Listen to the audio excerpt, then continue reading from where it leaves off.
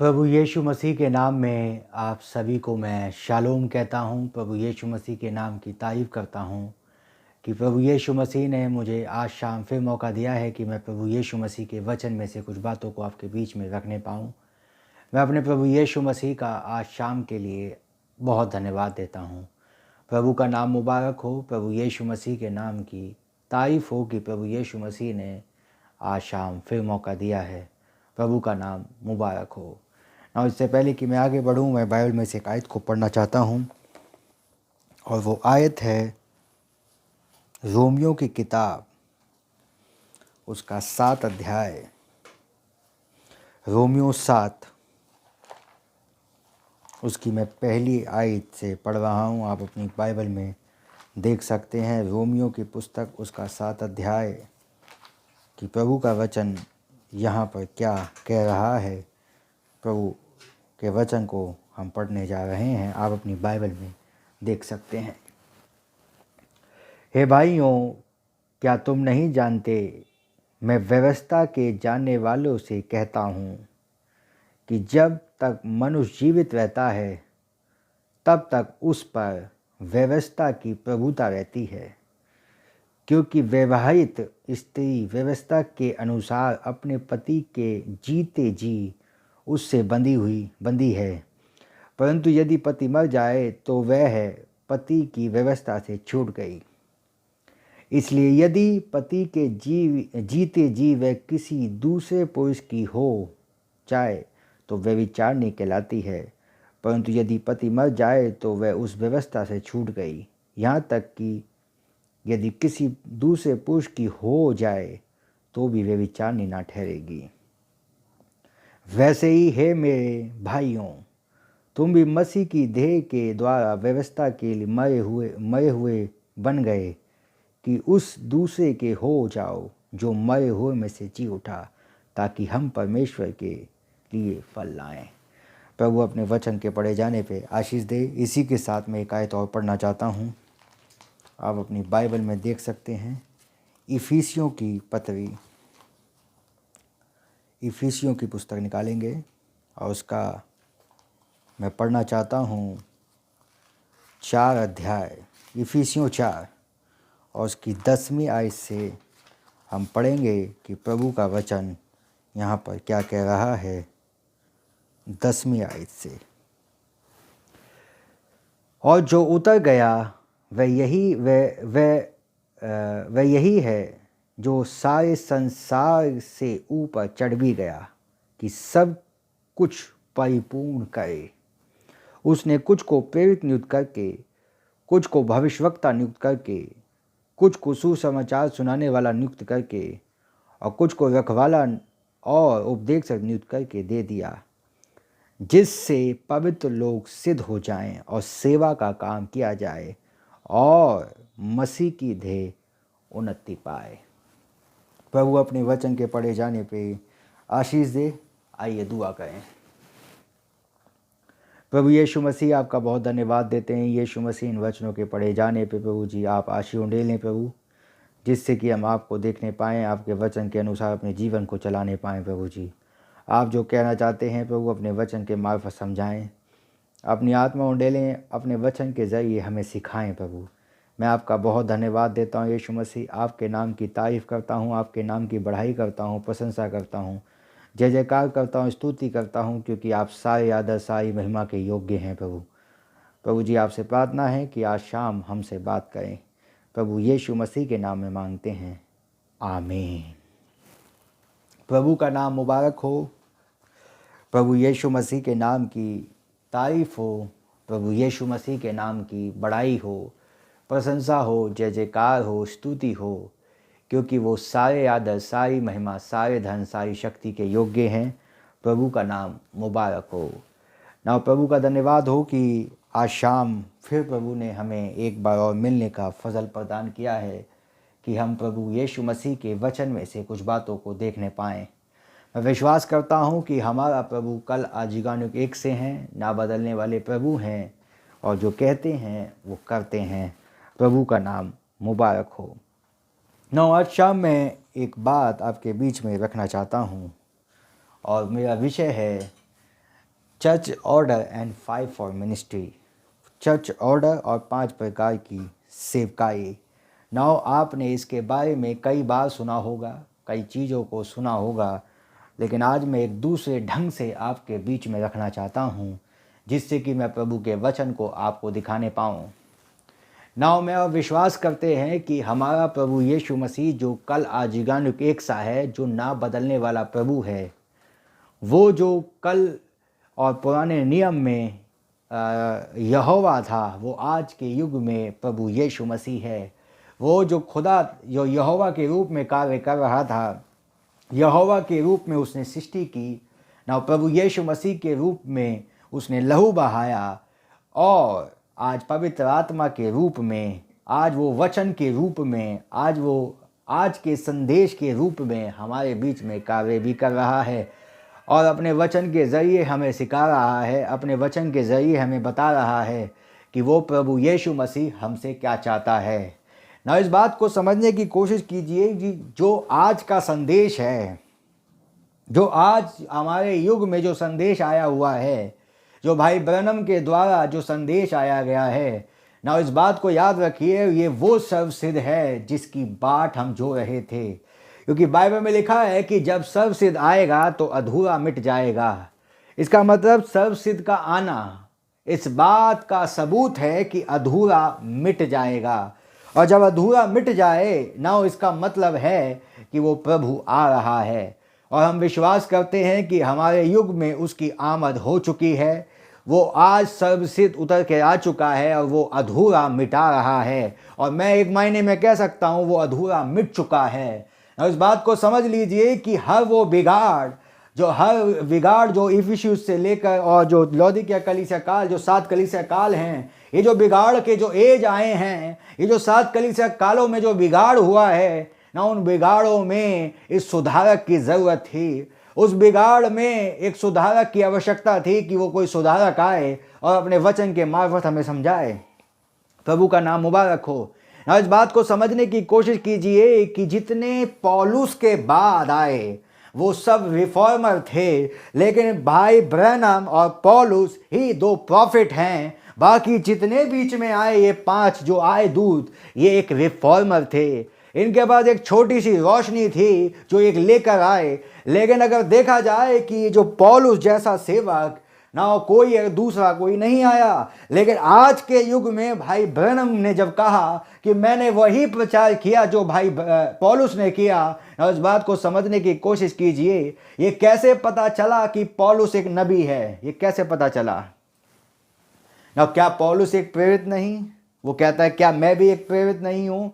क्या मैं भी तुम्हारे चेलों में के समान नहीं हूँ? इस बात को समझने की कोशिश कीजिए। वो भी प्रेरित था, लेकिन मैं आपको बताना चाहता हूँ, जब उसने इब्रानियों की पुस्तक लिखी और इब्रानियों की पुस्तक को लिया और उसने पुराने नियम के संतों को और जब लेकर कंबाइंड किया और आज के युग में दिखाया, उस युग में दिखाया ना, ये कोई दूसरा व्यक्ति नहीं कर सकता। पुराने युग के लोगों को लेकर, उस छाया को लेकर अपने युग में दिखाने वाला सिर्फ एक व्यक्ति होता है, और उसका नाम प्रॉफिट होता है। उसे एक नबी कहा जाता है। और जब उसने इब्रानियों की पुस्तक लिखी, ये सबूत था कि पौलुस एक नबी है। हालेलुया, आमेन।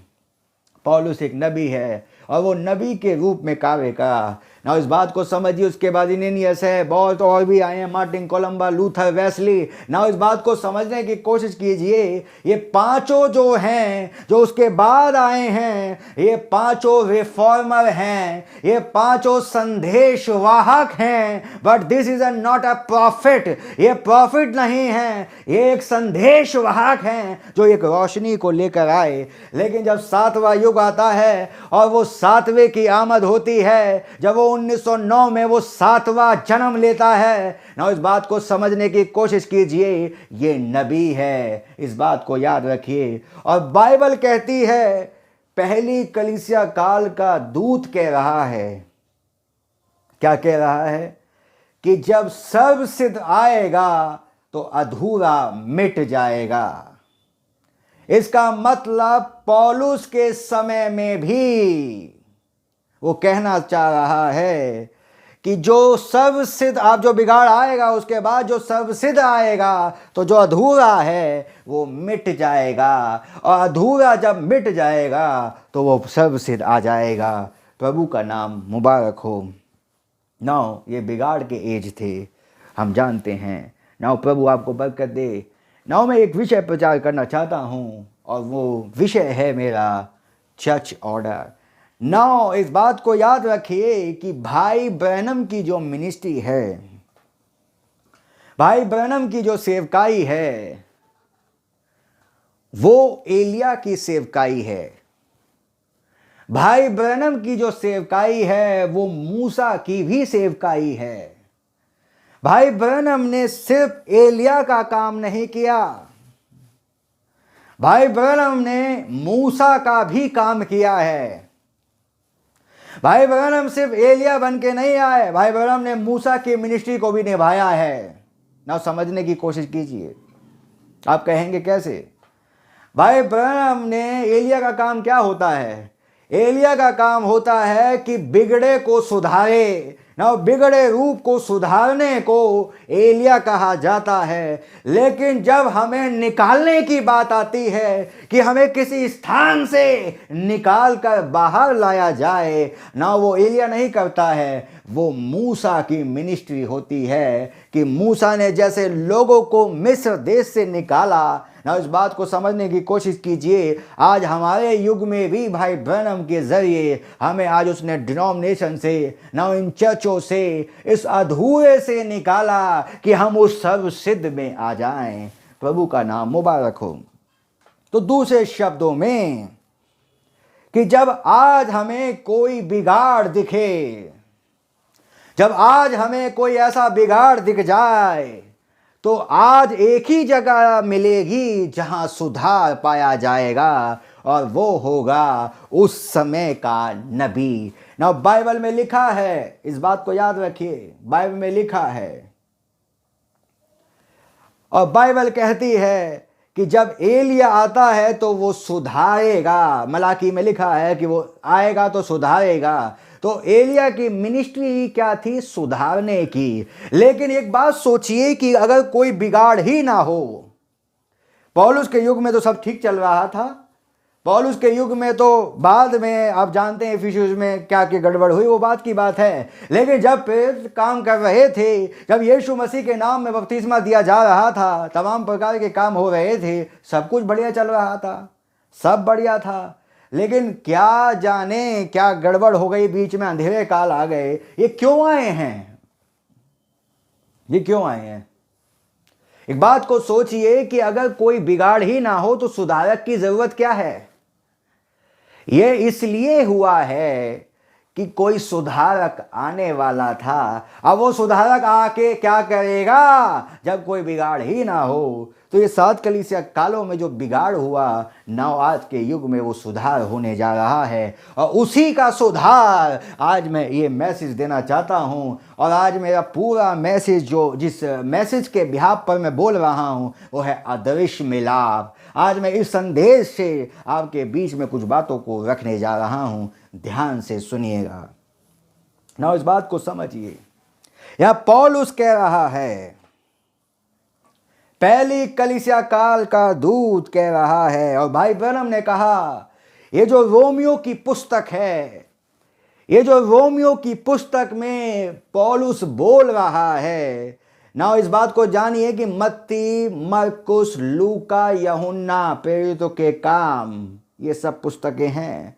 लेकिन जब रोमियो की पुस्तक आती है, ब्रदर ब्रैनम ने कहा रोमियो की पुस्तक और उसका 7वां अध्याय, ये प्रोफेसी है एक अंतिम दिनों की, एक अंतिम युग की। इसका मतलब रोमियो 7 में जो हो रहा है वो आज की घटना है। इस बात को याद रखिएगा। और इस बात को याद रखिए कि जब रोमियो 7 अगर आपकी समझ में आ गया तो प्रभु का वचन आपको समझ में आ जाएगा। आइए हम रोमियो 7 को पकड़ें। आइए पौलुस क्या कहना चाह रहा है उन चीज़ों को हम देखेंगे। प्रभु आपको बरकत दे, प्रभु आपको आशीष दे। और मैं विश्वास करता हूँ कि वो प्रभु हमारे बीच में पाया जाता है। प्रभु का नाम मुबारक हो। नाउ पौलुस कह रहा है, और पौलुस जो कि पहली कलीसिया काल का दूत है, वो एक चीज सिखा रहा है। और ध्यान से सुनिए, और वो क्या सिखा रहा है? वो कह रहा है, आइए उस आयत को मैं निकाल भी लेता हूं।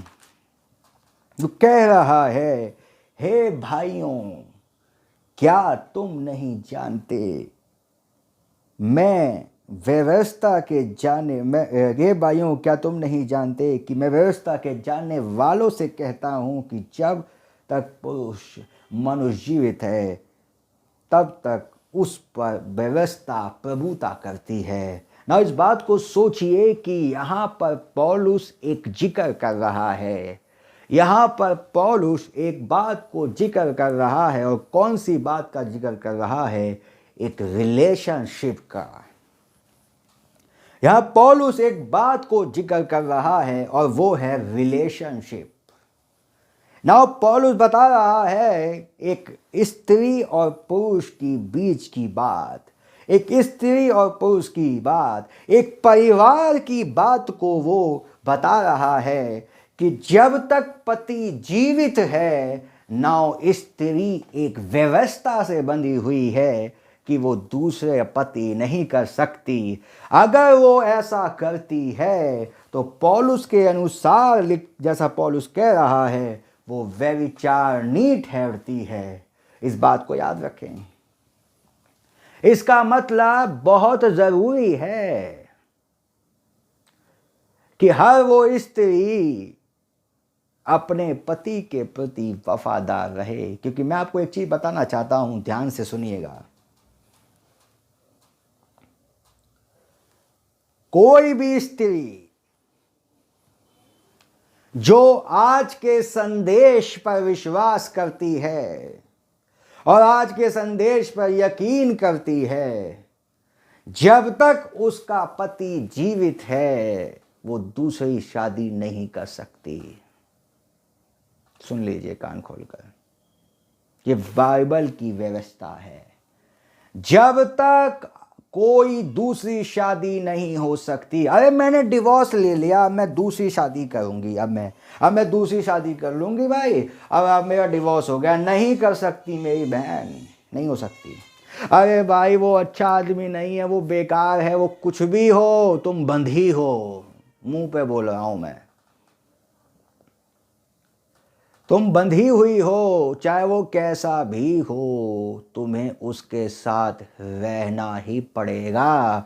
क्योंकि व्यवस्था यही कहती है कि जब तक पति जीवित है वो किसी दूसरे की नहीं हो सकती। ना इस बात को समझिए कि जब एक बाइबल में एक पौलुस जो जिक्र कर रहा है, वो एक स्त्री और पुरुष के विषय के और उनके रिलेशनशिप की बात कर रहा है ना, वो कहना क्या चाह रहा है कि जब तक पति जीवित है ना वो दूसरा विवाह या दूसरे पति की नहीं हो सकती।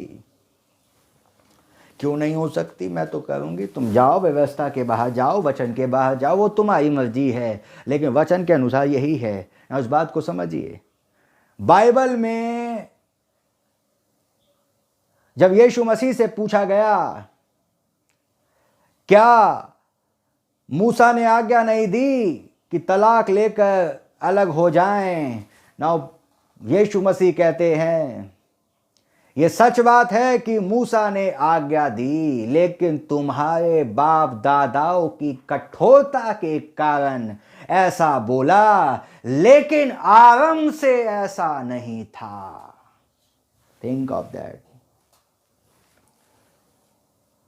ये प्रभु की सिद्ध इच्छा में तलाक नहीं है।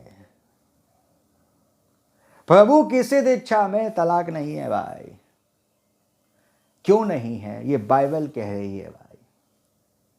क्योंकि बाइबल कह रही है आरंभ से ऐसा नहीं था। समझ में आ रही है? और मैं कहना चाहता हूं कुछ और। मेरा बात सिर्फ ये नहीं है, ध्यान से सुनिए।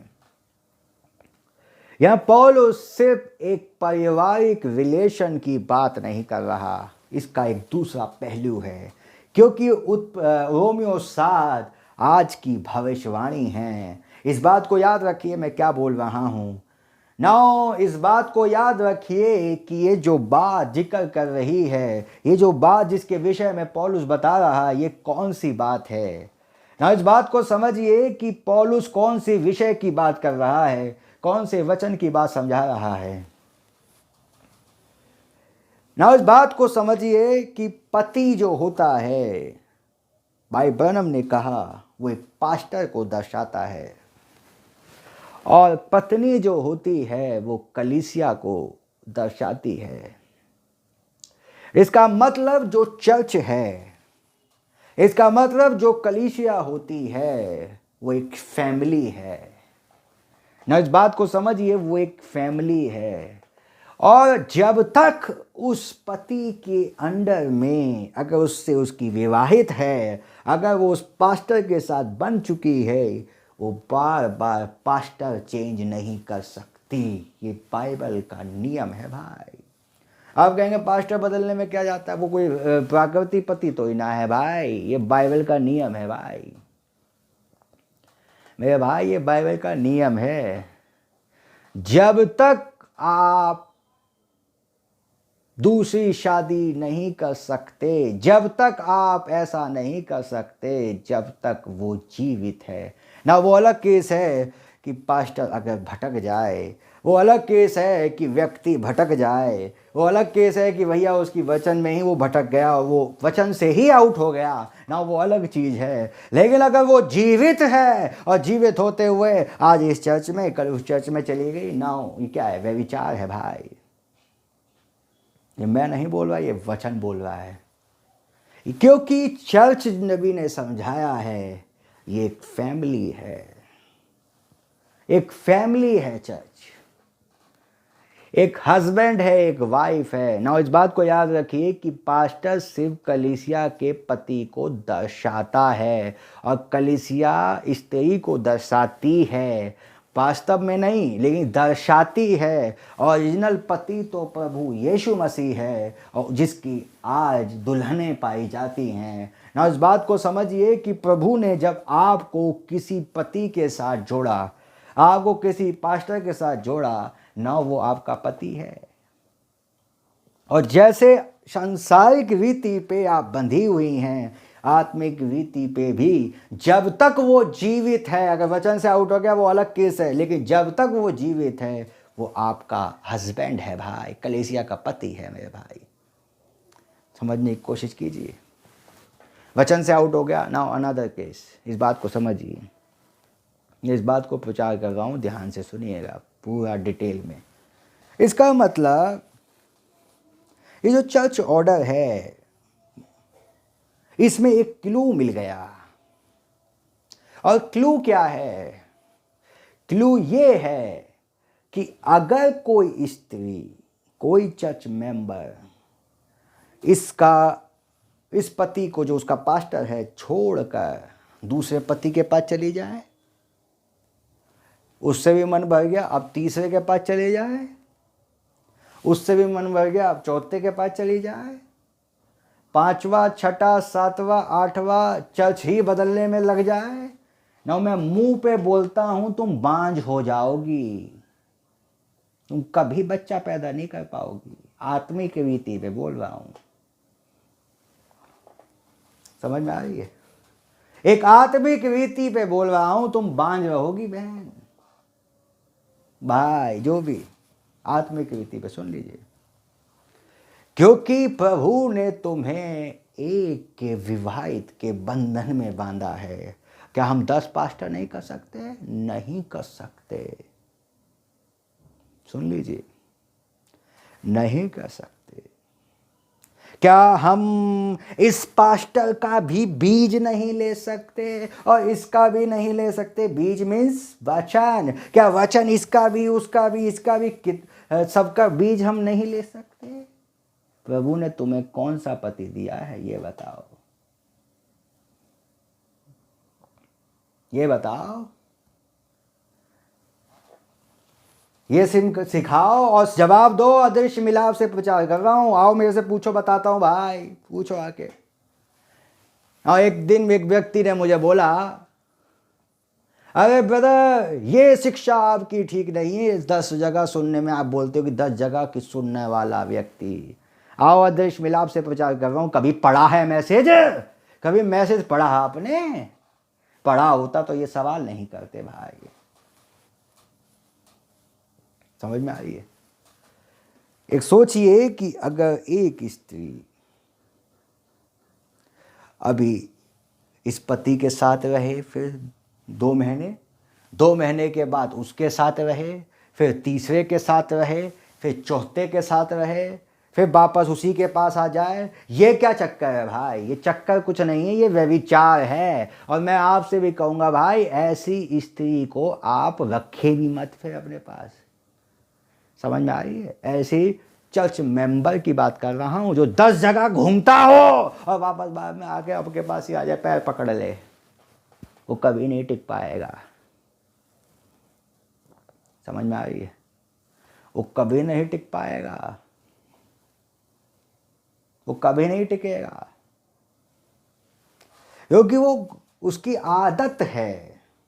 मैंने पहले बोला, चर्च एक फैमिली है, चर्च एक फैमिली है, और फैमिली के कुछ ऑर्डर होते हैं, फैमिली के कुछ नियम होते हैं, उसके अनुसार कार्य किया जाता है। सबसे पहला नियम तो, अभी मैं हस्बैंड वाइफ की बात कर रहा हूँ, नियम है कि वो अपने पति के प्रति सच्ची रहेगी। नाउ भाई ब्रैनम ने कहा, लोग बहुत ही ज़्यादा इस चीज़ को गलत मिसअंडरस्टैंड लेते हैं। नाउ इस बात को सोचिए, भाई ब्रैनम ने कहा कि जहाँ हव्वा जो थी, हव्वा जब थी तो उसने गड़बड़ क्या करी? हव्वा ने गड़बड़ क्या करी कि आदम की गैर हाजिरी में फेलोशिप हो रही है। आदम नहीं है, उसकी गैर हाजिरी में एक फेलोशिप है। समझ में आ रही है? Think of that. कितना जरूरी है कि जब कोई फेलोशिप हो वहां पर पति हाजिर हो। कितना जरूरी है कि जहां कोई संगति हो रही है वहां पर पति का होना हो। इसीलिए भाई ब्रैनम ने कहा कि जिस मीटिंग में उस कलीसिया का पास्टर नहीं है ना, वो मीटिंग नहीं होनी चाहिए। वो मीटिंग ही नहीं है भाई, वो कुछ और बन जाएगा फिर, क्योंकि पति की गैर हाजिरी है भाई। समझ में आ रही है? तो पति की गैर हाजिरी में नहीं होना चाहिए। मैं भाई ब्रैनम की बात बता रहा हूं और पूरा मैसेज अदृश्य मिलाप से प्रचार कर रहा हूं भाई, सुन लीजिए, बता रहा हूं reference. Now think of that. तो कितना जरूरी है कि हव्वा के पास जब कोई सीड लेकर आए ना, हव्वा तो ये सोच रही थी कि अरे ये तो मूर्ख है, इसको तो कुछ आता जाता नहीं है, आओ मैं थोड़ा बहुत इसे सिखा देती हूँ। ना इस बात को समझने की कोशिश कीजिए, ना इस बात को जानने की कोशिश कीजिए, वहां पर आदम नहीं है। समझ में आई है? वहां पर आदम नहीं है, वहां आदम नहीं है, वहां पर आदम की गैर हाजिरी है। उस गैर हाजिरी में सर पा रहा है भाई। समझ में आ रही है? तुम तो ये कह रहे हो भाई हमें सब आता है, हमें क्या जरूरत है? हमें कोई जरूरत नहीं। समझ में आ रही है? बहुत जरूरी है कि आपका पति आपके साथ हो। बहुत ज़रूरी है कि जहाँ कहीं आप सभा होती है, ये नहीं आज इधर पहुँच गई, कल उधर पहुँच गए, परसों इधर पहुँच गए, उधर पहुँच गए और पास्टर को पता ही नहीं है, उस बेचारे को पता ही नहीं है कहाँ कहाँ जा रहे हैं मेंबर। ये नहीं होना चाहिए भाई। आपका हस्बैंड है, प्रभु ने हस्बैंड ठहराया है। नबी ने कहा, क्या स्त्री, कोई भी स्त्री हो, क्या वो पति की गैर हाजिरी में अगर किसी से मिलती हो तो पति उसे क्या समझेगा? सोचिए एक बात को, मैं पूछता हूँ आपसे, अगर कोई स्त्री पति की गैर हाजिरी में किसी से मुलाकात करे तो क्या समझा जाएगा? क्या समझा जाएगा? आप खुद जवाब दीजिए। तो बहुत जरूरी है कि पति की हाजिरी हो, बहुत जरूरी है कि कोई सलाह कोई काम हो तो पहले पति से सलाह हो। समझ में आ रही है? ये बाइबल के नियम है भाई, क्योंकि चर्च एक फैमिली है। फिर बोल रहा हूं, चर्च एक फैमिली है। समझ में आ रही है मैं क्या बोल रहा हूं? और ये फैमिली का कर्तव्य है, ये पास्टर का कर्तव्य है, ये उस पति का कर्तव्य है और उस पत्नी का कर्तव्य है कि वो अपने पति के अधीन रहे। बाइबल क्या कह रही है कि स्त्री अपने पति के अधीन रहे, उससे जवान ना चलाए। चर्च ऑर्डर समझा रहा हूँ उसे, कहे भाई तुम्हें कुछ नहीं आता, मैं हूँ अकल, तुम तो बहुत गऊ हो भाई, तुम्हें अकल नहीं है। समझ में आ रही है? तुम्हें बिल्कुल अकल नहीं है, मैं तुम्हें अकल सिखाती हूँ। तुम नहीं हो सिखाने वाली, तुम्हें अधीनता में सिखाया गया है, तुम्हें अधीनता में रहने को बताया गया है। तुम सिखाने वाली कब से बन गई?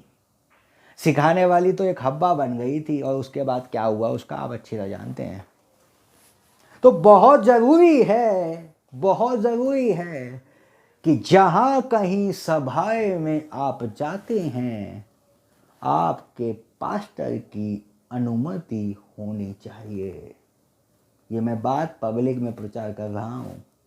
अगर वो अनुमति नहीं है और प्रभु ने उसको आपके अंडर में रखा है, आप रहिए। वो अलग बात है अगर पति मर जाए, बाइबल में लिखा है मरने को बाइबल क्या समझाती है? खुदा से जुदाई। अगर वो वचन से ही बहक जाए और वचन से ही आउट हो जाए तब देन आप उसे छोड़ सकते हैं, लेकिन और कोई केस नहीं है कि भाई इसको छोड़ा उसके पास चले गए ना। वो अलग बात है, आपकी अंडरस्टैंडिंग अलग है। वो एक अलग चीज़ है कि पास्टर ही वचन में भटक गया या मेंबर ही गलत है, वो अलग केस है। उस केस को मत जोड़िए हर जगह। समझ में आ रही है? हर जगह उस चीज़ को मत लाइए। तो ये रिलेशन है जिसे पौलुस समझा रहा है। क्या समझा रहा है? क्योंकि वैवाहित स्त्री व्यवस्था के अनुसार अपने पति के जीते जी उससे बंधी हुई है, और यदि पति मर जाए तो पति की व्यवस्था से छूट गई। एक ही कारण है बस, और कोई कारण नहीं है। तो बहुत ज़रूरी है कि आप एक अच्छी पत्नी बने, एक अच्छे मेंबर बने, एक अच्छी कलीसिया के सदस्य बने, एक अच्छे वो बने। यही एक चर्च ऑर्डर है। इस बात को याद रखिए। ये चर्च का एक आदेश है जो मैं आज शाम आपको बता रहा हूँ। चर्च का आदेश यही है कि आप इन चीज़ों को समझें। क्या मान लीजिए कि अगर आपको औरों का ज़्यादा सुनना अच्छा लगता हो और अपने पास्टर का अच्छा नहीं लग रहा, तो समझ लीजिए आपके अंदर एक दुष्ट आत्मा घुस गई है जिसे व्यभिचार की आत्मा कहते हैं। समझ में आ रही है? जिसे व्यभिचार की आत्मा कहते हैं। और व्यभिचार की आत्मा क्या करती है? वो फिर 10 जगह के अनुभव दिलाएगी, 10 जगह के अनुभव लेके आएगी। वो कभी अपने पति का आदर नहीं कर सकती भाई। क्यों? यही चीज़ सांसारिक में है और यही चीज़ स्पिरिचुअल भी है। आप 10 जगह इधर उधर घूमते रहो और फिर कभी अपने पास्टर को नहीं समझ पाओगे भाई, कभी अपने पति को समझ नहीं पाओगी। समझ में आ रही है? ये चर्च ऑर्डर है ना। दूसरी चीज, आगे बढ़ते हैं। दूसरी चीज, एक पत्नी एक पति का रिलेशन होता है। देखो, ये तो मैं कलीसिया और पास्टर की बात कर रहा हूं, लेकिन ओरिजिनल पति पास्टर नहीं, ओरिजिनल पति प्रभु है। उसके प्रति भी वफादार रहना है। अभी मैं उस जगह पे भी आऊंगा, ध्यान से सुनिए। मान लीजिए आपका पति क्योंकि पति पत्नी का रिलेशन भी है। बाइबल जैसा बताती है कि बिछौना पवित्र है, बिछौना पवित्र है। ना इस बात को सोचिए कि अगर पति पत्नी को उठाए, मान लीजिए एक एग्जांपल देता हूँ, अटपटा सा एग्जांपल लगेगा। पत्नी को उठा रहा है, उठ भाई उठ, ओके हटो मुझे सोना है, मुझे नींद आ रही है, मुझे सोना है भाई, मैं ऐसे करके वो भगा रही है, समझ लो एक तरीके से। ये क्या है? रिलेशन को भगा रही है। मैं बहुत काम करती हूँ, मैं बहुत बिजी रहती हूँ, मैं थक जाती हूँ, मेरा सर दर्द हो जाता है, मेरा ये हो जाता है, मेरा वो हो जाता है, मेरी ये समस्या, मेरी वो समस्या, 10 समस्या गिनवा दी। मैं दिन भर काम करती हूँ, दिन भर मैं ये करती हूँ, और जब पति बुलाता है ना, मैं नहीं आती, हटो हटो हटो हटो, मेरे पे टाइम नहीं है, मैं बहुत बिजी हूँ। No, this is not a right. ये एक राइट वे नहीं है, ये अच्छी बात नहीं है। क्योंकि बाइबल में लिखा है कि पत्नी पति का हक पूरा करे और पति भी करे, और बिछौना पवित्र है। ये समझ रहे हैं आप बात? तो बहुत जरूरी है रिलेशनशिप। ना इन बातों को क्यों बोल रहा हूं, ध्यान से सुनिए आगे। ये उदाहरण इसलिए नहीं है, बहुत बड़े उदाहरण है, ध्यान से सुनिए ना। ये बात इसलिए बोल रहा हूं, यही चीज एक आत्मिक में है। जब आपका पति बोले वचन पढ़ना है, मुझसे नहीं होता, मुझे नहीं आता पढ़ना, मेरे से नहीं हो पाएगा, मैं नहीं पढ़ पाऊंगी भाई। जब आपका पति अर्थात प्रभु बोले दुआ करनी है, अरे मुझसे नहीं होगी, मुझे नहीं आती दुआ हुआ करनी, ये वही आत्मा है भाई, ये वही है आत्मा। वो चाहता है आप मुझसे बात कर, मेरे पे टाइम नहीं, मुझे नींद आ रही है, मैं बहुत थक गया हूँ दिन भर, मैं दिन भर थक के आया हूँ, काम से आता हूँ, मैं ड्यूटी करके आया हूँ, मैं जॉब पे जाता हूँ, और ये कोई समय है, मैं थक गया हूँ, मैं नहीं कर सकता दुआ, मेरे से नहीं होता, मैं वचन नहीं पढ़ सकता अभी, मैं थक गया हूँ, मेरा सर दर्द हो रहा है, मेरा ये हो रहा है, मेरा वो हो रहा है। Not right. क्योंकि जो चीज संसारिक में रिलेशनशिप, पॉलुस क्या समझा रहा है, रिलेशनशिप, वही चीज मैं आत्मिक में लेके चल रहा हूँ, बस चर्च ऑर्डर समझाने के लिए। समझ में आ रही है? इस बात को भी याद रखिए कि वचन पढ़ना कितना जरूरी। जब वो कहे वचन पढ़ो, मैं पढ़ूंगी नहीं, मैं नहीं पढ़ सकता, मना कर रही हो उसे, वो प्रेम करना चाहता है तो मुझसे मना कर रही हो। दूसरे शब्दों में कह रहा हूं, मैं बहुत स्लो प्रचार कर रहा हूं आज, ध्यान से सुनिए। मना कर रही हो दूसरे शब्दों में, आप मेरे से नहीं होता। समझ में आ रही है? आंखें खोलिए, जब वो कहे तो खड़े हो जाइए। ये चीज क्या है? ये रिलेशनशिप है भाई। क्या अदृश्य मिलाप होगा? कभी नहीं होगा भाई, कभी नहीं हो पाएगा इस तरीके से। तो समझ में आ रही है? चर्च ऑर्डर है भाई, क्योंकि चर्च एक फैमिली है, और उस फैमिली के अंदर कुछ रिश्ते हैं, कुछ चीज़ें हैं, कोई हस्बैंड वाइफ है। इन चीज़ों को समझने की ज़रूरत है भाई। जब वो कहे कि आज तुम्हें उठो, मुझे तो उठो, जैसे प्रभु रात में कहे उठो दुआ करो ना, पतरस कहता है हाँ हाँ मुझे नींद आ रही है, मैं सो रहा हूँ, सो जा, सोते रहो, सो जाओ आप, कोई दिक्कत नहीं है, सो जाओ। ये कहेगा, उसने यही कहा, सोते रहो, कोई दिक्कत नहीं। जब मैं आ रहा हूँ, मैं मिलने आ रहा हूँ, मैं प्रेम के लिए आ रहा हूँ, तुम कह रहे हो मुझे नींद आ रही है। सोचिए, सेम दशा यही कर रहे हो आप। समझ में आ रही है? जो संसारिक में, वही आत्मिक रीति पे चल रहा है। आप इस बात को सोचिए। नाउ बहुत सी पत्नियां अपने घरों में काम करती हैं, बहुत सी पत्नियां अपने घरों में काम करती हैं, कोई झाड़ू पोछा सब करती ना। लेकिन अगर सोचिए कि कलीसिया का काम करना चाहिए पत्नी को, लेकिन कलेसिया का काम अगर पति करे, अब झाड़ू लगानी है तो पति लगा रहा है कलेसिया में, लोग आके बैठेंगे भाई। कोई काम है, कोई गिटार बजाना है, कोई पियानो बजाना है या कुछ करना है, अब कौन कर रहा है? पति लगा हुआ है। पत्नी तो वीवीआईपी है भाई, वीवीआईपी बोल रहा हूं मैं। ऐसा घर में होता है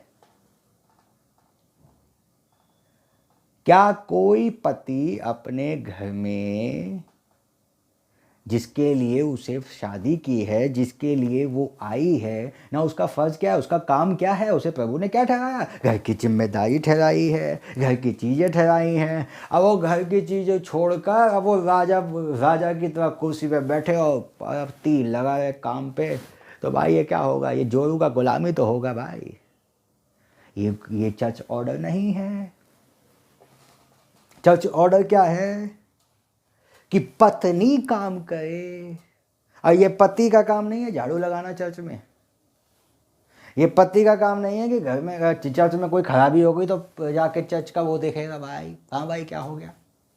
ये पति का काम नहीं है, ये पत्नी का काम है। ये पति का काम नहीं है वो जाके पियानो बजा, अलग उसके लिए होने चाहिए, क्योंकि पत्नी का काम है। क्यों? पति का काम क्या है? सीड लाना, बीज लाना। बीज क्या है? खुदा का वचन। वचन को लेकर आना, वचन को लेकर आना, ये उसका काम है भाई। लेकिन आज क्या हो रहा है? ये चर्च ऑर्डर नहीं है, ये चर्च ऑर्डर नहीं है भाई। समझ में आ रही है? ये चर्च ऑर्डर नहीं है। मैं क्यों फैमिली को लेकर बोल रहा हूं? क्योंकि पौलुस यही समझा रहा है, रिलेशन समझा रहा है। यही जो घर में है वही चर्च में है, वही चीजें चर्च में होनी चाहिए, जो चीज प्रकृति का नियम है। समझ में आ रही है? ध्यान से सुनिए, इस चीज को ध्यान से सुनिए कि क्या कार्य है उसका और वो क्या करेगा। अब वो लेके भाई इधर उधर घूम रहा है, वो चर्च में ही लगा हुआ है, झाड़ू वो चादर बिछाने में लगा हुआ, पास्टर अब चादर बिछा रहा है, ये उसका काम नहीं है भाई, ये तुम्हारा काम है। समझ में आ रही है? ध्यान से सुनिएगा, प्रभु आपको आशीष दे। नाउ भाई ब्रैनम ने स्त्री का 3 ट्रस्टी, जो ट्रस्ट होता है वो चीज़ बताई इस मैसेज में, जिसका नाम अदृश्य मिलाप है। पहली चीज़ जो नबी ने समझाई, जो मैं आपके बीच में बता रहा हूँ, ध्यान से सुनिए। भाई ब्रैनम ने 3 ट्रस्टी की बात की कि 3 ट्रस्ट हैं इस स्त्री के ऊपर। स्त्री के ऊपर 3 ट्रस्ट कहे गए हैं, जिसे उस पे अमल करना चाहिए, उस पे उसे टिका रहना चाहिए। ध्यान से सुनिए। पहला जो है वो है, कभी भी वो किसी भी पराये व्यक्ति को यस नहीं बोल सकती। फर्स्ट, यस का मतलब हाँ, मैं आप समझ गए होंगे मैं क्या बोलना चाह रहा हूं। एक ट्रस्ट जो दिया गया है, नबी ने समझाया, पहली चीज ये है कि वो कभी भी किसी व्यक्ति को, जो बाहर का आदमी है, वो कभी भी हाँ नहीं बोलेगी। क्यों? क्योंकि नबी ने समझाया, वो अपना कहेंगे, अपनी क्या कहेंगे उसको, वर्च्यू को कभी भी मतलब खोएगी नहीं। ये ट्रस्ट है जो नबी ने समझाया, एक ट्रस्ट समझाया है नबी ने। भाई ब्रैनम ने समझाया कि कैसे एक ट्रस्ट को, एक मतलब कहेंगे वर्चुनेस को, जो उसके अंदर एक वर्चू दी गई है, जो उसके अंदर एक कहेंगे कुआरापन है, वो एक चीज को, अपने उस चीज को भ्रष्ट नहीं कर सकती। क्यों? क्योंकि प्रभु ने उसे ये ट्रस्ट के रूप में दिया है। वो सिर्फ एक ही पति की है, ये बाइबल के अनुसार है भाई। अब सोचिए, भाई ब्रैनम ने समझाया, ये बात। हव्वा ने क्या गलती करी? हव्वा ने क्या गलती करी? हव्वा ने यही गलती करी कि सर्प को हाँ बोल दिया। देन उसके बाद क्या हुआ आप जानते हैं अच्छी तरह। क्या हो गया? एक जीवन में कैन उतर कर आ गया, कैन आ गया जीवन में। ना इस बात को सोचिए, ये एक ट्रस्ट है जो खुदा ने उसे दी है। ऐसा ही आत्मिक रूप में है, ऐसा ही एक आत्मिक रूप में चल रहा है, ऐसा ही एक आत्मिक माहौल में चल रहा है। और क्या है चल रहा है कि कभी भी वो स्त्री, वो चर्च मेंबर कभी किसी पराये को पति की गैर हाजिरी में किसी सीड को नहीं लेगी, नहीं लेगी भाई। समझ में आ रही है? कभी नहीं लेगी, क्योंकि उसको ये ट्रस्ट के रूप में मिला गया है और प्रभु ने उसके लिए एक पास्टर दिया है। और जब दिया है ना, वो ही उसका एकमात्र है जिसके द्वारा प्रभु से बात करेगा। भाई ब्रैनम ने कहा, ध्यान से सुनिए, भाई ब्रैनम ने कहा आप मतलब इसका 10 जगह पे आप मैसेज सुनते हैं, इसका भी कोई बिलीग्राम का भी, उसका भी बता रहे हैं, लेकिन प्रभु जब आपसे बात करता है ना, वो आपके लोकल पास्टर से करेगा आपके लिए। ऐसा नहीं हो सकता कि वो आपसे बात करने के लिए किसी अमेरिका वाले को बुलाएगा। माफ करना मैं ऐसे बोल रहा हूं, क्योंकि प्रभु का माउथ पीस जो है, प्रभु ने आपका पति जो है वो आपका लोकल पास्टर ठहराया है, नॉट अदर व्यक्ति। वो प्रभु का हो सकता है प्रभु ने उसको वहां के लिए ठहराया है, और यदि प्रभु ने आपको वहां के लिए ठहराया होता तो वो आपको वहीं पैदा कर देता भाई, या नहीं करता इंडिया में। समझ में आ रही है? इस बात को भी समझने की जरूरत, क्या उनके मैसेज नहीं सुनने चाहिए? पास्टर के बिना नहीं। पास्टर इनवाइट कर रहा है चर्च में, दैट इज अनदर केस। एक मेहमान के रूप में वो आ रहा है ना, पास्टर को सपोर्ट कर रहा है, this is another case. But एक है गैर हाजिरी। अब पास्टर को पता नहीं, कभी इसका मैसेज, कभी उसका मैसेज, कभी उसका मैसेज, कभी उसका मैसेज। ये क्या है भाई? ये क्या है? ये अनदर केस है। और सब बता रहा हूं अदृश्य मिलाप से। सुन लो मेरे भाई, समझ में आ रही है? अदृश्य मिलाप पढ़ो, सब अदृश्य मिलाप से प्रचार कर रहा हूं भाई। समझ में आ रही है? वो कभी भी अपना जो वर्चुनेस है उसको कभी नहीं खोती। ये नबी ने कहा, ये स्त्री के ऊपर ये ट्रस्ट दिए गए हैं।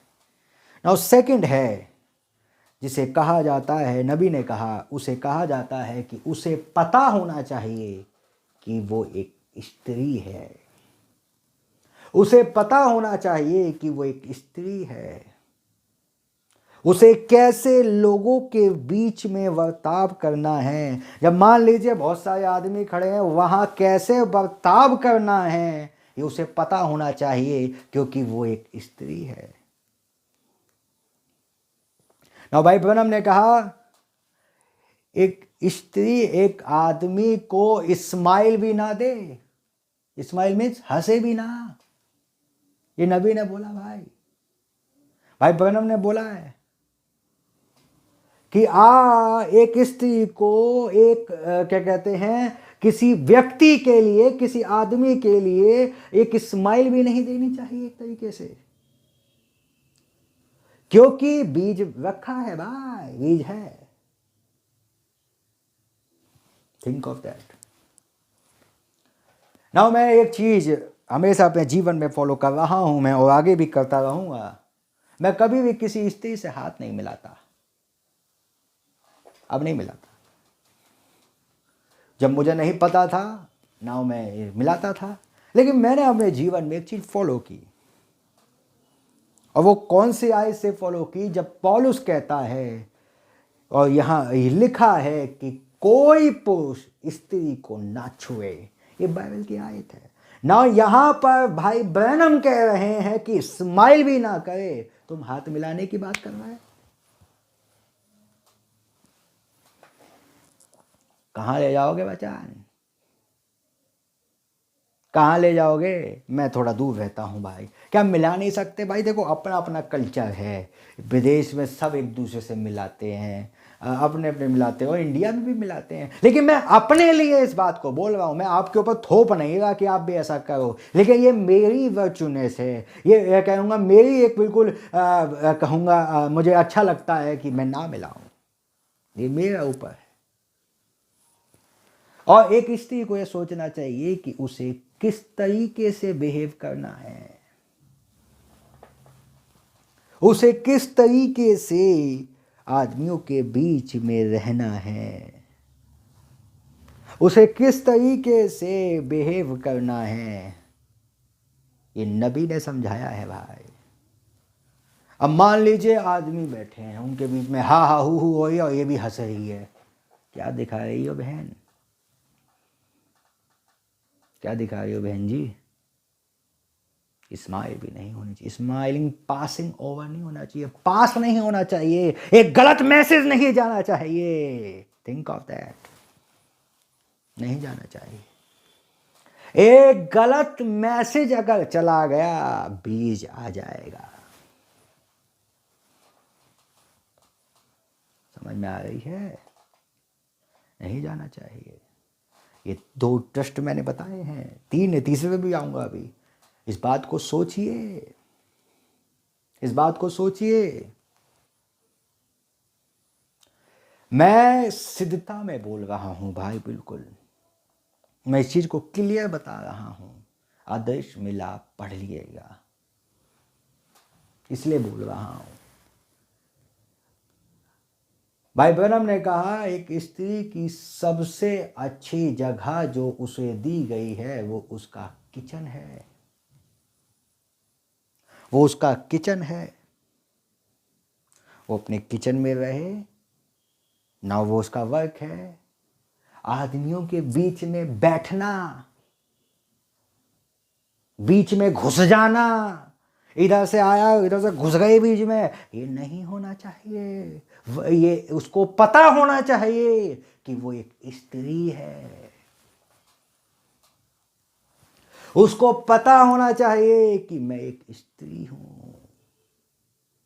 समझ में आ रही है? ये बाइबल की चीजें समझा रहा हूं भाई, समझ में आ रही है? ध्यान से सुनिए, उसको पता होना चाहिए कि मैं एक स्त्री हूं। सेम यही चीज एक कलीसिया में है, यही चीज एक कलीसिया में है। और कलीसिया में क्या है कि जब कलीसिया में मान लीजिए कोई ऐसी स्त्री जो क्या कहते हैं, जो उसको वचन उसको पता है कि मैं एक मेंबर हूं, और वो आदमियों के बीच में फिरे, पास्टरों के साथ घूमे, क्या कहेंगे भाई, कभी उसके साथ कभी उसके साथ कभी उसके साथ, उसे पता होना चाहिए कि मैं एक स्त्री हूं, प्रभु ने मुझे एक मेंबर बनाया है और मुझे ऐसे रहना है। उसे पता होना चाहिए, बिहेव पता चलेगा, ये एटीट्यूड पता चलेगा, ये नेचर पता चलेगा भाई, इससे पता चलेगा। उसे पता होना चाहिए कि वो एक स्त्री है। समझ में आ रही है? अब ये नहीं, आदमी खड़े हैं, बहुत सारे हैं चर्च के मेंबर, उनके बीच में खड़े होकर बतिया रही हैं, बहन जी बतिया रही हैं, सबसे बात कर रही हैं। अच्छी बात है, बात करिए, भाईचारे है बनाइए, कोई दिक्कत नहीं है, भाईचारे में करिए, लेकिन एक गलत मैसेज नहीं जाना चाहिए, एक गलत स्माइल नहीं जानी चाहिए, क्योंकि एक गलत सिग्नल नहीं जाना चाहिए, याद रखिएगा। अब किसने दीना के बारे में पढ़ा है? दीना के बारे में पढ़ा है किसी ने? नहीं पढ़ा तो सुन लीजिए। दीना एक लड़की थी जो याकूब की बेटी थी, समझ में आई? याकूब की बेटी थी दीना, और वो एक गलती करी, उसने क्या करा कि उसे पता नहीं, उसे पता होना चाहिए कोई स्त्री है, लेकिन वो याकूब और उनको छोड़कर वो बाहर गई, बाहर की औरतों से मिलने। और जब बाहर की औरतों से मिलने जा रही थी तो वहाँ पर एक व्यक्ति था, कि उसका नाम मुझे याद नहीं आ रहा, उसका एक व्यक्ति था जो बैठा हुआ है, अब ताक में बैठा हुआ है, और पकड़ लिया और ज़बरदस्ती सीड आ गया। क्यों हुआ? क्योंकि उसे पता था, उसे पता होना चाहिए कि मैं एक स्त्री हूं, मुझे ऐसे बाहर नहीं घूमना चाहिए, मुझे किसके साथ निकलना चाहिए, किसके साथ रहना चाहिए, ये उसे पता होना चाहिए कि वो एक स्त्री है। समझ में आ रही है बहनों? ये आपके लिए भी एक करेक्शन है भाई और बहन। और चर्च की बात तो मैं कर ही रहा हूं, और लेकिन आपके लिए भी करेक्शन है, उसे पता होना चाहिए, एक शर्म होनी चाहिए, एक अपने आप में बिल्कुल शर्म। क्यों बाइबल कहती है इसलिए कलीसिया में चुप रहे? क्यों चुप रहे? समझ में आ रही है? ये पता होना चाहिए। नाउ थर्ड चीज जो नबी ने समझाई है, जो मैं रखना चाहता हूं, और वो थर्ड चीज है कि स्त्री एक घर की टीचर है, घर की टीचर है जो बच्चों को संभालती है। समझ में आ रही है? जो घर को संभालती है, जो घर के बच्चों को सिखाती है, जो क्या कहते हैं उन्हें बाइबल पढ़ना सिखाती है, जो उन्हें एबीसीडी सिखाती है, ना उनको टीचिंग देती है, वो नबी ने कहा वो स्त्री का काम है। समझ में आ रही है? स्त्री का काम है। सुनिए, स्त्री का काम है। तो एक बहुत, नबी ने कहा एक बहुत, एक उसे ये भी याद होना चाहिए तीसरी चीज कि वो एक माँ है। याद रखिएगा, जिस दिन आपको ये पता चल जाए कि मैं एक मदर हूं, नाउ आपको यही जानना पड़ेगा क्योंकि आप एक टीचर हैं। और जब आप जो अपने घर में बर्ताव करेंगी वही आपका बच्चा करेगा, ये नबी ने कहा। तो उनको पता होना चाहिए और उनको सिखाने वाली होना चाहिए। लेकिन सिखाने वाली कब होंगी? जब सीखें। लेकिन एक चीज़ सोचिए कि एक स्त्री हो जो बच्चा पैदा ही करना ना चाहे। मान लीजिए एक ऐसी बताता हूँ, कोई स्त्री हो जो बच्चा पैदा करना ही नहीं चाहती, मैं नहीं करूँगी, मेरा फिगर ख़राब हो जाएगा, या मेरा क्या कहते हैं फिगर ख़राब हो जाएगा ना। आज की डेट में लोग कुत्ते बिल्ली पालना पसंद करते हैं लेकिन बच्चा पैदा नहीं करना चाहते, फिगर ख़राब हो जाएगा, सोचते हैं ना। और नबी ने कहा सोचिए इस बात को, अगर ऐसी कोई हो, ये क्या है आत्मिक रीति में, क्या है ध्यान से सुनिए। अब आत्मिक रीति में ये सब चीज़ें ब्रदर वचन से जुड़ी हुई हैं। पास्टर घर का पति है, स्त्री जो है वो चर्च है, लेकिन स्त्री जो है, मैं अभी बताऊंगा स्त्री कौन है और उसके बच्चे कौन हैं। ध्यान से सुनिएगा, प्रभु आपको आशीष दे। और इतनी बात अगर आपके समझ में आई है, प्रभु आपको बरकत दे। बहुत ही ज़्यादा सरल तरीके से आपके बीच में रख रहा हूँ। तो बहुत ज़रूरी है कि आप इन चीज़ों को समझें। उसे पता होना चाहिए कि वो एक माँ है और जो वो सिखाएगी वही बच्चे को। याद रखिएगा, बच्चा बिगड़ेगा या सुधरेगा वो माँ डिसाइड करेगी, नबी ने कहा, क्योंकि वो घर की टीचर है। ये नबी का कहना है और भाई ब्रैनम का कहना है, तो भाई है, इस बात को याद रखिएगा। नाउ मैं एक थोड़ा सा स्टेप अप बदलना चाहता हूँ और मैं चर्च के लेवल पे बात करना चाह रहा हूँ। प्रभु आपको बरकत दे अगर आपको इतनी बात समझ में आई। और मैं एक बात और रखना चाहता हूँ। नाउ चर्च ऑर्डर है, कुछ चीज़ों का चर्च ऑर्डर है। और चर्च ऑर्डर क्या है कि हर एक चीज़ डिसिप्लिन से हो। नाउ भाई ब्रैनम ने जब अपने चर्च का जो मोहरों का प्रचार किया और जब उन्होंने उसका डेडिकेशन किया ना, उसमें कुछ चीज़ों को बताया, आप जानते हैं ना। भाई ब्रैनम का चर्च जो था वो एक जगह सीमित था और लोग वहाँ आते थे और जाते थे, लोग आते थे और जाते थे, ऐसा होता था। लेकिन अगर मान लीजिए ऐसा कोई चर्च हो, चलता हुआ रहन बसेरा जैसा चर्च हो, कि कल यहाँ लग जाए, परसों यहाँ लग जाए, अगले दिन वहाँ लग जाए, अगले दिन वहाँ लग जाए, ये चर्च नहीं है, ये रहन बसेरा है भाई, ये चर्च नहीं कहता मैं ऐसे। चर्च की जगह एक सीमित है, एक अडॉप्ट होती है, एक उसे डेडिकेशन किया जाता है, उस जगह पर चर्च होगा, खुदा का मंदिर है वो। समझ में आ रही है? आज यहाँ कर लिया, कल वहाँ कर लिया, कल वहाँ कर लिया, परसों वहाँ कर लिया, परसों वहाँ कर लिया, कल इसके घर में, कल उसके घर में, ये चर्च है क्या भाई? ये चर्च है भाई? जिसके पास चर्च नहीं है, जो रेंट पे चला है, अनादर केस। उन्होंने कुछ सीमित जगह तो बना रखी है, चाहे रेंट पे 1 साल के लिए लिया हो, सीमित जगह तो है, लेकिन हर हफ्ते जिसका चर्च बदलता हो, हर हफ्ते जिसकी ब्रांचें बदल जाती हों, हर हफ्ते बदल जाती हो, आज इसके घर में, कल उसके घर में, कल उसके घर में, कल इसके घर में। और इस बात को सोचिए, मैं एक जगह गया, मैं एक एग्जांपल देता हूँ। एक जगह गया और मैं वहाँ देखा कि यही दशा थी, मैं वहाँ का नाम नहीं लेना चाहता, यही दशा थी, कल को यहाँ लगता था, वहाँ लगता था, वहाँ लगता था, वहाँ। हमने उस पास्टर को समझाया, हमने कहा ब्रदर ये राइट नहीं है, ये चीज़ें ठीक नहीं है, आप एक जगह पर सीमित करिए, ये 10 जगह पर बार बार घूमना ये पास्टर का काम नहीं है, ये 10 जगह पर इधर उधर करना ये पास्टर का काम नहीं है, ये तो मैसेज के आउट है, ये तो मैसेज नहीं सिखाता कि अगर हम कोई तंबू से तंबू में बात किया, भाई सही बात है, चेस्ताई कोई घर नहीं था, आज भी के तंबू में बात कर रहा है, वो तंबू आज कौन है, उस चीज़ों को भी तो समझिए, वो तंबू कौन है आज। समझ में आ रही है? नाउ हमने समझाया, उन्होंने करेक्शन लिया, लेकिन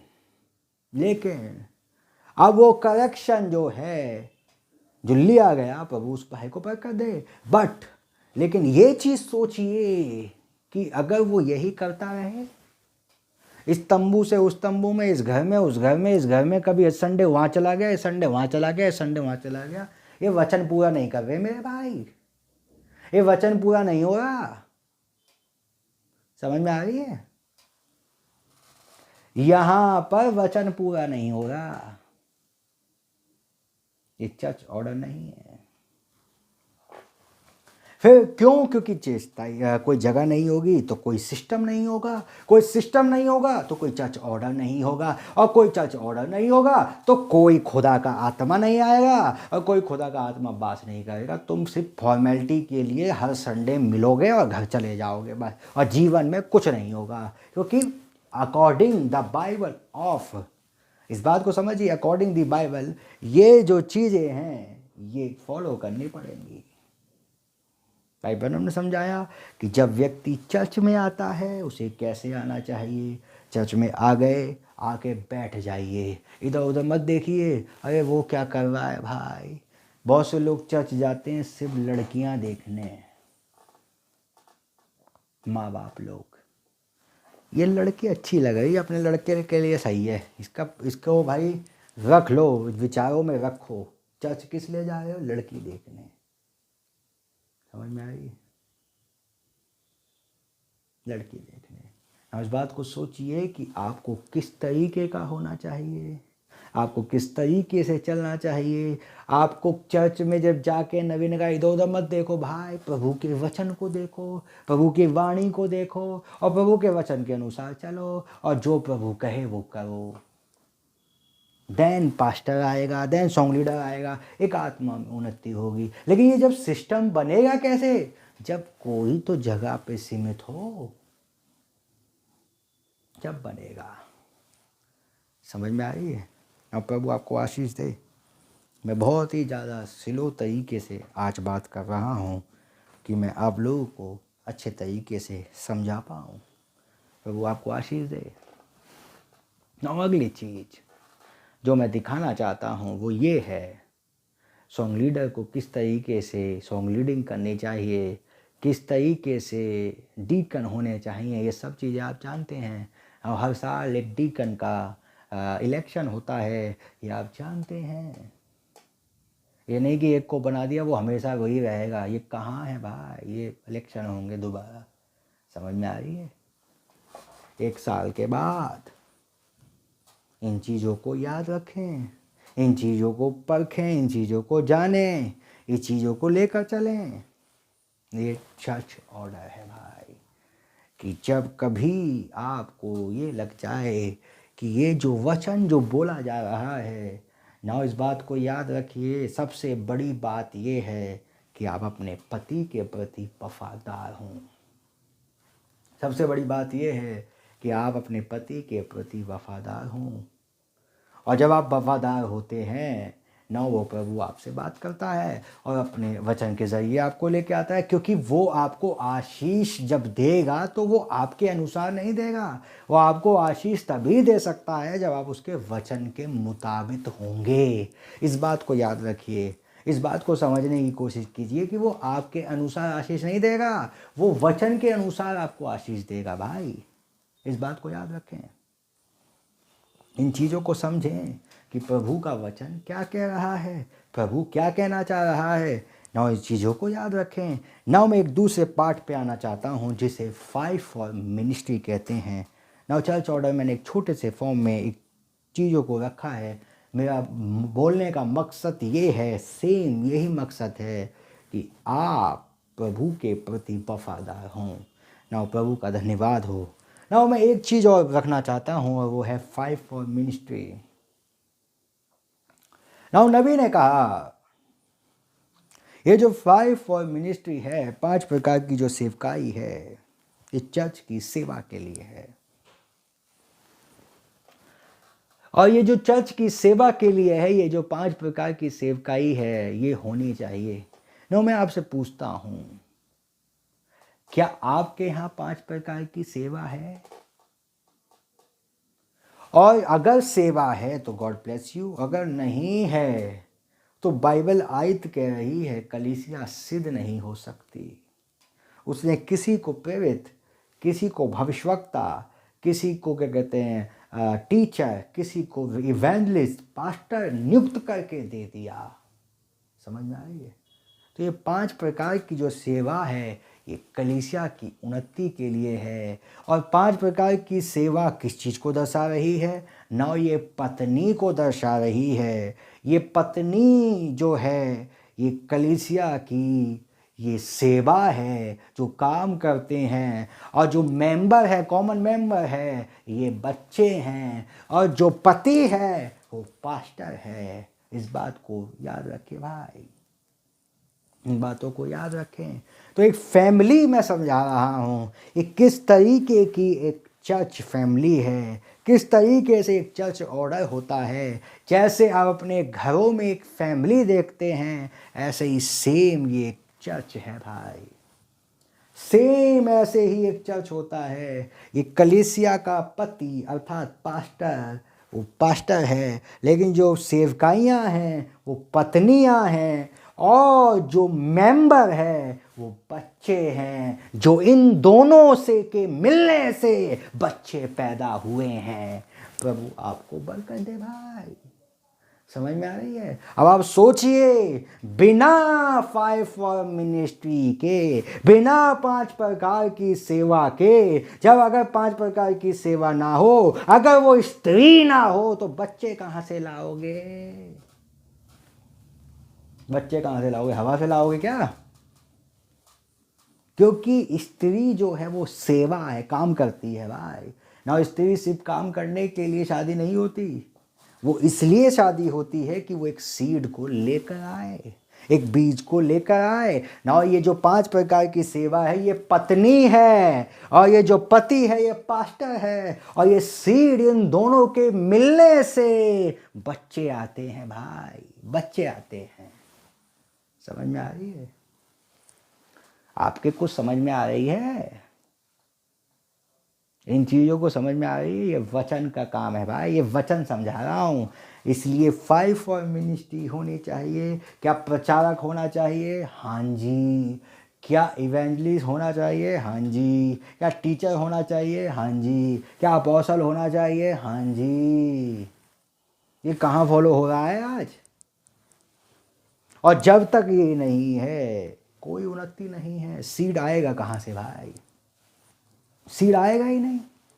सीड लाने के लिए क्या चाहिए? सीड लाने के लिए हमें एक स्त्री चाहिए, एक ऐसी स्त्री चाहिए जिसके द्वारा सीड आएगा, जो सीड को लेकर आएगी। समझ में आ रही है? ये मैं वचन समझा रहा हूँ भाई, चर्च ऑर्डर समझा रहा हूँ, क्योंकि चर्च ऑर्डर जो है फैमिली है, और ये जो 5 मिनिस्ट्री है ये पत्नी है, ये कलीसिया है, और कलीसिया के जो बच्चे हैं ये कॉमन मेंबर हैं जो पैदा हो रहे हैं। लेकिन होंगे कब? ये दोनों मिलेंगे तब। समझ में आ रही है? और प्रभु आपको बरकत दे। ये तो हो गई कलीसिया लेवल की बात जो मैंने थोड़ी देर के लिए आपके बीच में रखी, लेकिन मैं एक चीज़ और रखना चाहता हूँ ना। इस बात को समझिए कि ये तो एक दर्शाने की बात है जो कलीसिया और उसके पास्टर के बीच की बात है, लेकिन जो ओरिजिनल पति है जिसका नाम प्रभु यीशु मसीह है ना, वो अपनी ब्राइड को लेने के लिए आ रहा है, और मैं विश्वास करता हूँ कि वो 28 फरवरी को आ चुका है, और आज वो अपनी पृथ्वी पे अपनी दुल्हन के अंदर पाया जाता है ना। इस बात को सोचिए कि आज हो क्या रहा है, आज घट क्या रहा है, आज कौन सा वचन पूरा हो रहा है। आज ये हो रहा है, एक अदृश्य मिलाप हो रहा है कि एक सीड को लाया जाए, एक बीज को लाया जाए। ना इस बात को समझिए मेरे भाई कि वो प्रभु यीशु मसीह इस दुल्हन के अंदर पाया जाता है, और जब वो इसमें पाया जाता है क्या कर रहा है? अदृश्य मिलाप। आज मैंने आपके बीच में एक बहुत कॉमन सा मैसेज रखा है, बड़े शब्दों से, अच्छे छोटे शब्दों से, ज़्यादा बड़ी बड़ी बातें नहीं बोली। बहुत बड़ी बड़ी बातें बोलता हूँ मैं कई बार, और लोगों के ऊपर से जाती हैं, तो मैं सोचता हूँ कि छोटी छोटी बातें भी बोली जाएं, जिससे कि छोटे छोटे लोगों को, जो नए लोग हैं बेचारे, वो समझने पाएँ। क्योंकि हवा में उड़ने से अच्छा है पहले ज़मीनी बातें तो सीख लें, पहले ABCD तो सीख लें, तब अलजेब्रा सीखेंगे भाई। अलजेब्रा बाद में सीखेंगे, पहले ABCD सीखनी है। जब नबी से पूछा भाई तुम ABCD को सिखाते हो, अलजेब्रा क्यों नहीं सिखाते? तो उन्होंने कहा भैया देखो ऐसा है, अभी ABCD नहीं आती तो अलजेब्रा क्या सिखाएंगे, सीधी बात है ना। इस बात को समझिए, ये चीज़ें आपके लिए हैं, ये चर्च ऑर्डर है, इन चीज़ों को याद रखिएगा ना। कलीसिया में आपका कैसा बर्ताव हो, ये मैंने एक फैमिली के रिलेशन से आपके बीच में रखा है, क्योंकि जो चीज़ फैमिली के लिए गलत है वो चीज़ चर्च में भी गलत है। जो चीज़ सांसारिक रीति पे एक हस्बैंड वाइफ के रिलेशन में अगर कोई तीसरा आ रहा है ना, वो गलत है। तो पास्टर और कलीसिया के बीच में अगर कोई तीसरा है ना, वो रॉन्ग है। इस बात को याद रखिएगा। प्रभु आपको बरकत दे, प्रभु आपको आशीष दे। और एक छोटी सी बात मैंने आपके बीच में रखी, और मैं विश्वास करता हूँ कि आपके कुछ समझ में ज़रूर आया होगा। प्रभु आपको बरकत दे। ना मैं बहुत बड़े मैसेज दे सकता हूँ इसके ऊपर भी, लेकिन मैं आपको यहीं पे अपने आप को रोकता हूँ, जिससे कि आप इतना ही मैसेज को अगर समझ जाएं तो प्रभु आपको बहुत बरकत दे। आइए दुआ करें। प्रभु यीशु मसीह, आपका धन्यवाद देते हैं जो वचन बोया गया प्रत्येक के जीवन में 100 गुना फल लाने वाला बन सके। प्रभु जी, मैं आपका बहुत धन्यवाद देता हूँ, आपके नाम की तारीफ़ करता हूँ, आपके नाम की बढ़ाई करता हूँ, प्रशंसा करता हूँ, जय जयकार करता हूँ, स्तुति करता हूँ, क्योंकि आप सारी आदत सारी महिमा के योग्य हैं। इस छोटी सी प्रार्थना को अपने उद्धारकर्ता प्रभु यीशु मसीह के नाम में मांगते हैं, आमीन। ए हमारे बाप, आप जो आसमान में हैं, आपका नाम पाक माना जाए, आपकी बादशाही आए, आपकी मर्जी जैसे आसमान पर होती है ज़मीन पर भी हो। हमारी रोज़ की रोटी आज हमें वक्त दें, जिस पर अपने कसूर वालों को माफ़ करते हैं, आप भी हमारे कसूरों को माफ़ फरमाएं। हमें आजमाइश न पड़ने दें, परंतु बुराई से बचाएं, क्योंकि बादशाही कुदरत जलाल हमेशा आपकी ही है, आमीन। God bless you all. प्रभु आपको बहुत बरकत दे, बहुत आशीष दे। हम मिलेंगे अब 70 वीक्स ऑफ डैनियल के लिए, आप तैयार रहिए। God bless you.